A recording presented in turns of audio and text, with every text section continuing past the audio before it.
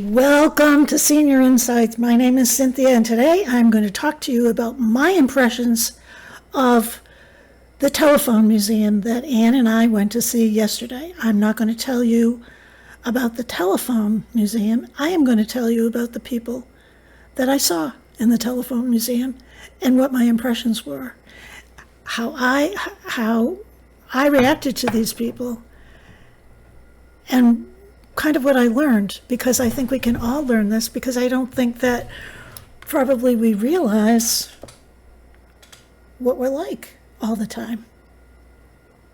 Anyway, so Ann comes and we have a cup of coffee visit. She plays with Quinny, and they have a good time, and then we leave. And Ann has a truck.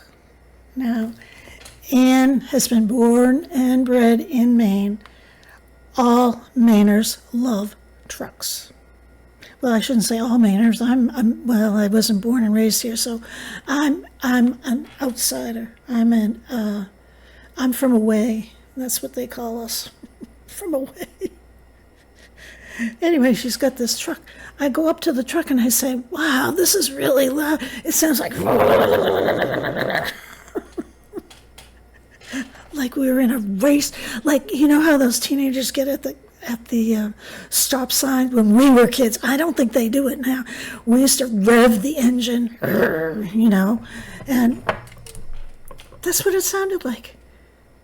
I'm thinking to myself, I'm 77 years old and I'm driving in this truck that sounds like it's a race car. She says it's a diesel engine, that's why it's noisy like that. You have to have a diesel engine truck if you live in Maine. So, I wonder how it is on the gas mileage. Not good. Not good. Anyway, we go to the museum, and she's telling me, "Stay in the car until I come over there and help you out of the car." I said, "Ian, I can get out of the car." And she said, "You don't realize how much of a drop it is." I said, "I can get out of the car." So I jump out of the car, and it wasn't as high as she said it was, and I didn't fall, and I didn't have any problem, and I didn't struggle. I had more of a tough time getting into it than out of it. So there, Ann, I can handle the truck. So then we go into the museum, and the first thing that hits me is it smells moldy. It smells musty. It smells like an old dirt cellar. That's what we used to have when I was a kid, an old dirt cellar. So it brought back memories of that old dirt cellar. And so I thought that was kind of cool, even though it wasn't a very pleasant smell, but it made me think about that old dirt cellar when I was a kid. And my grandparents had a dirt cellar. After a while, we did have it cement poured in there, but I remember that very, very well. And then we go into the office to pay our admission fee, which is $10, which I think is reasonable because it's run by volunteers and it's a seasonal thing. And you know how many people go to a telephone museum, so I don't think they're making a killing. But they have to maintain the buildings and the property and stuff. So behind the desk is this old man.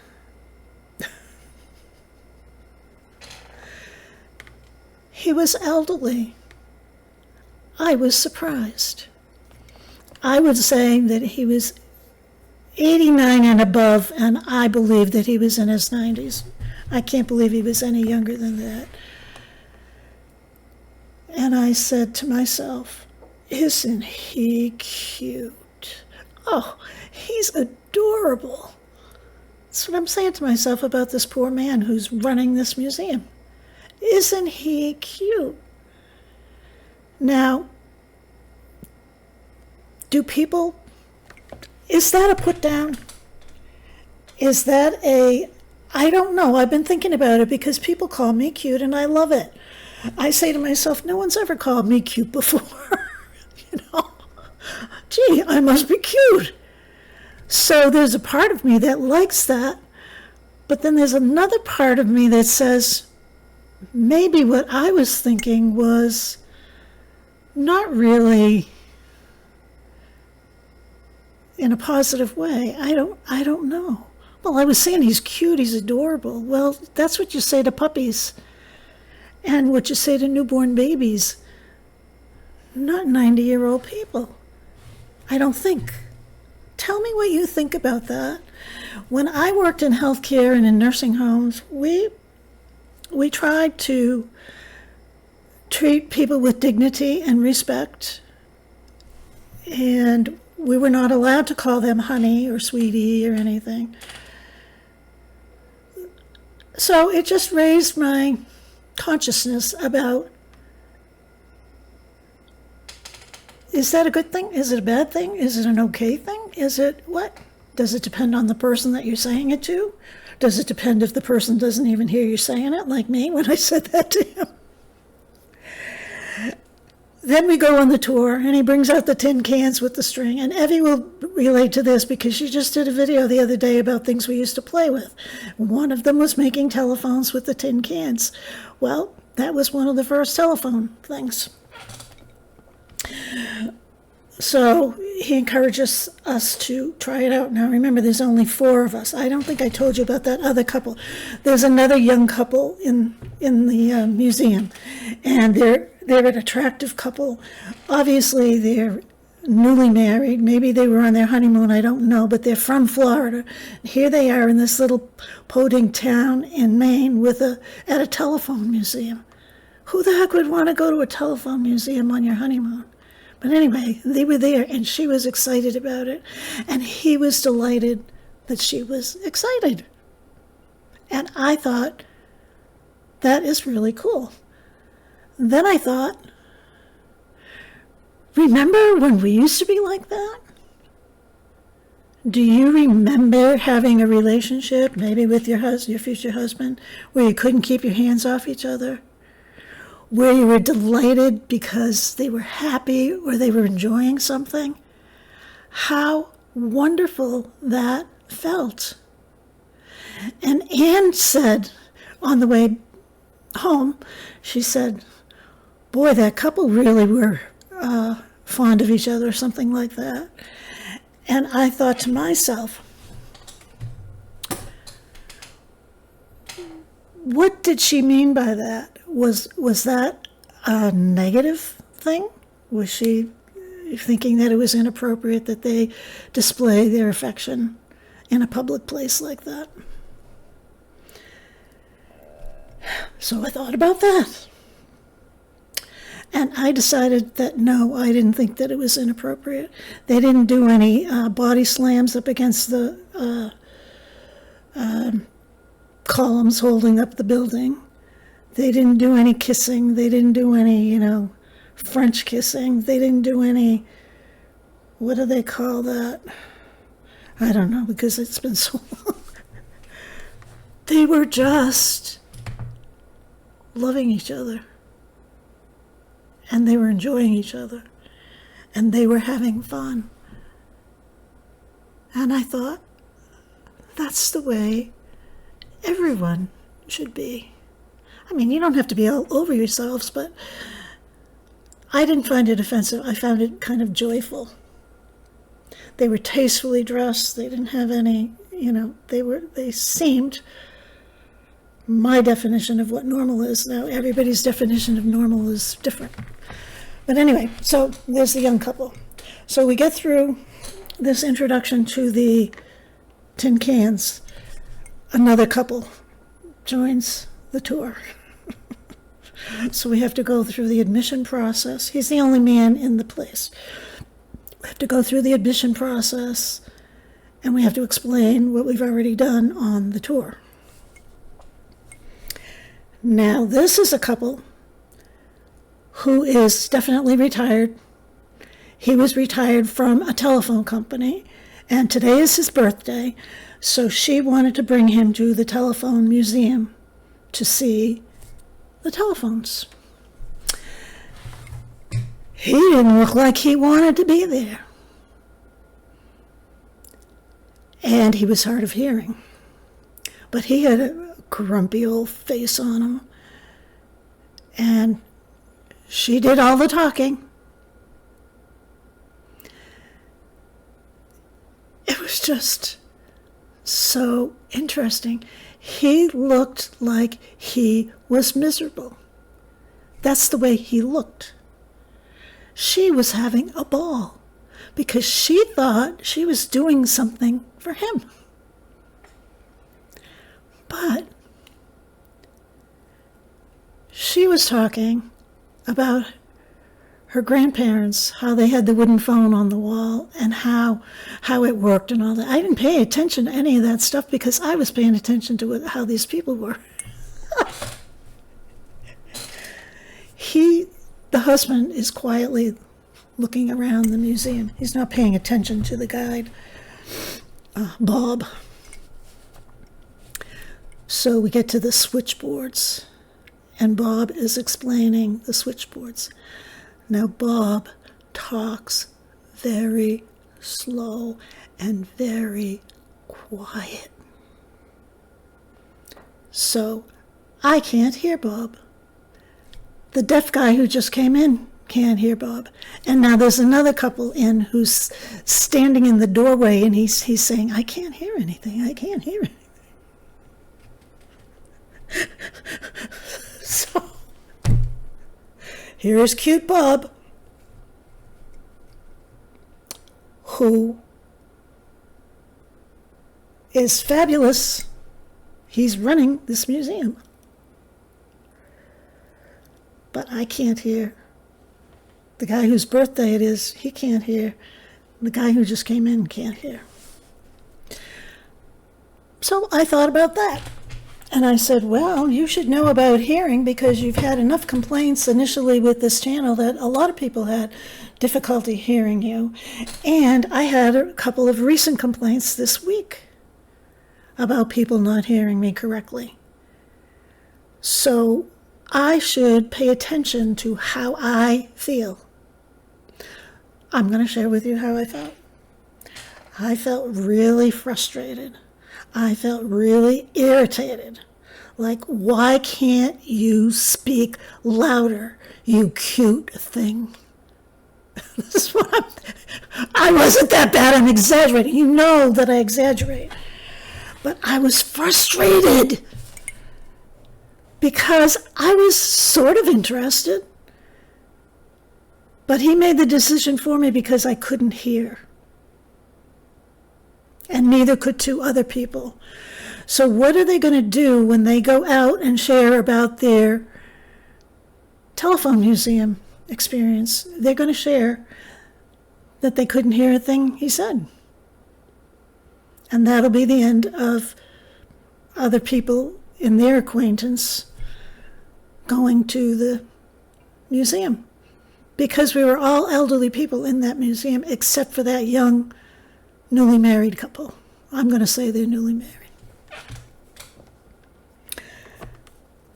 So, like I said, it made me think about you folks and how I frustrated you so much.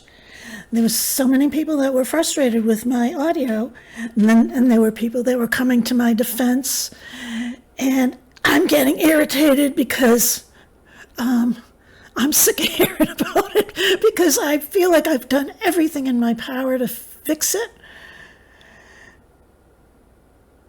And I said, well, you know something?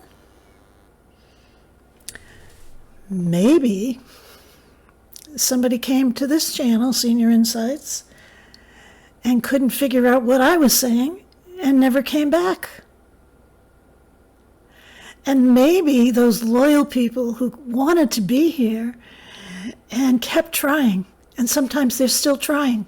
I had those comments again this week, that I ought to pay more attention to meeting their needs.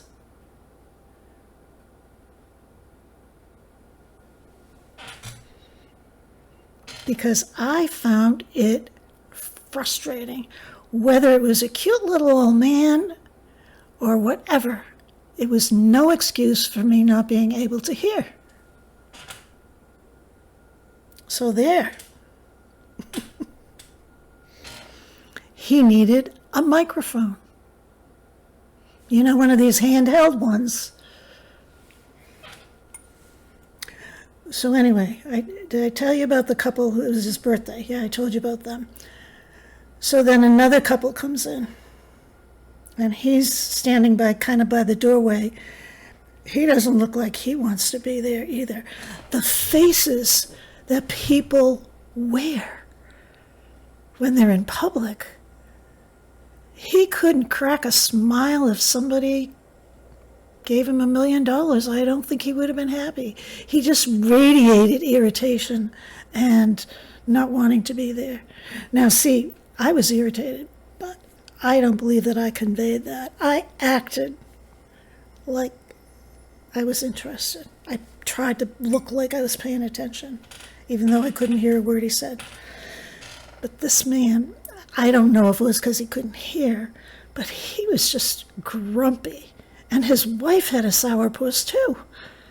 I'm saying, what's with these people? I mean, it seemed like somebody was putting nails into them or something. They were being tortured, but they came here voluntarily, just like I did. It was really weird. Then this other couple came in. Meanwhile, this always sets the tour back a few minutes because we have to catch people up. So, it was another retired couple with their adult children, and they were having fun.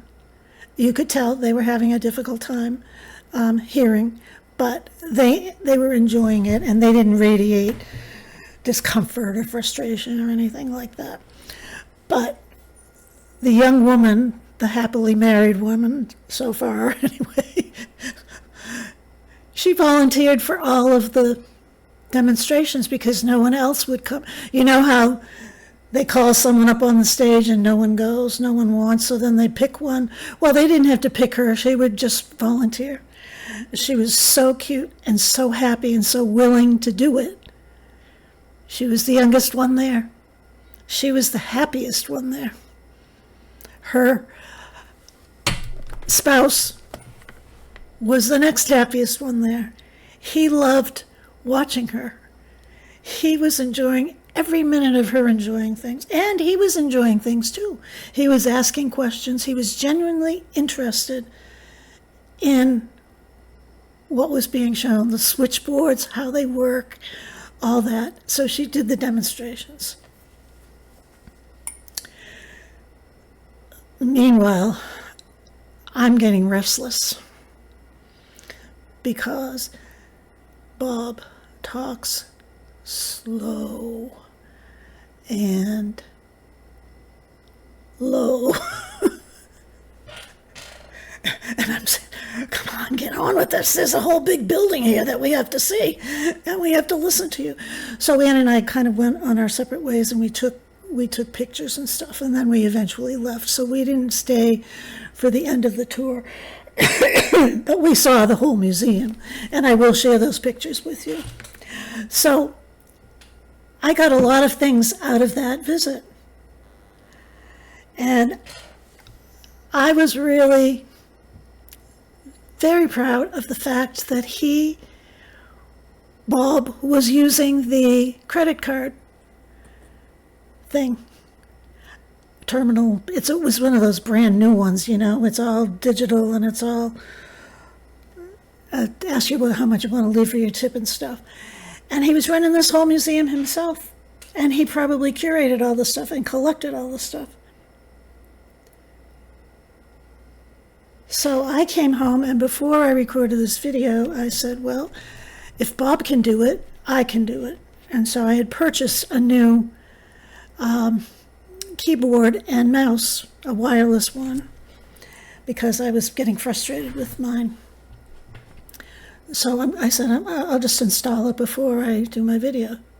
Well, there is no such thing as I'll just install it. Nothing goes easy. So I just installed it, and it didn't work. And then I rebooted the computer because, that's the first thing. If you ask someone, what did I do wrong? They'll say, unplug everything, reboot everything. So I did that. Didn't work. Is everything on? Yep. Could not get it to work. So I'm just saying, I guess I'll have to call Dustin and get him to help me. I didn't want to call Dustin today because tomorrow is his birthday, the 25th. And I want to call him on his birthday, not the day before. It would be anticlimactic. So I go to YouTube, I watch a few videos, do what the first two say, nothing worked. I did it exactly as they said. Then I found one on troubleshooting. When your printer doesn't work, when your keyboard doesn't work after you install it. Step 1, I did, it didn't work. Step 2, I did, and it worked. I installed a wireless computer in most of it. And I'm darn proud of it because there's probably someone out there, it's really simple. Not if it doesn't go correct. Nothing is simple. Anyway, I hope that you come back tomorrow and join me. Maybe I'll have the telephone museum photos, which I think and video, I think you'll find very interesting. But I'm not promising. We'll see. Come back. Please like, subscribe, and comment. Bye.